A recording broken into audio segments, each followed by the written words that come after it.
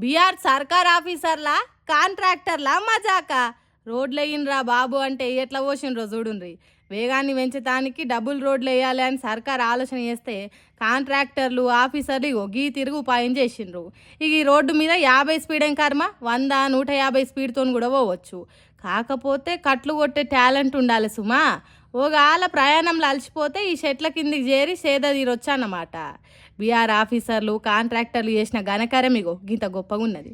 మరి ఎందుకు ఇట్లా రోడ్ నడుము ఇట్లా చెట్లు ఉంచాల్సి వచ్చిందంటే ఈ చెట్లను తీసేసేటానికి ఫారెస్ట్ డిపార్ట్మెంట్ వాళ్ళ పర్మిషన్ తీసుకోవాలన్నట.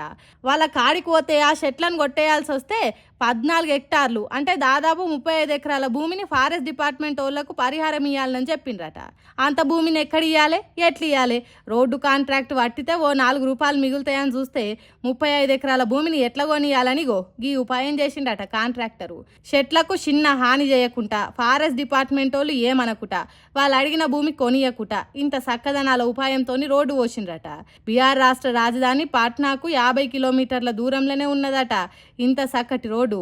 ఇక దీని మీద సాహసం శ్వాసగా సాగిపో సోదరా అని మహేష్ బాబు రువ్వడిగా పోయినట్టు పోవాలన్నట.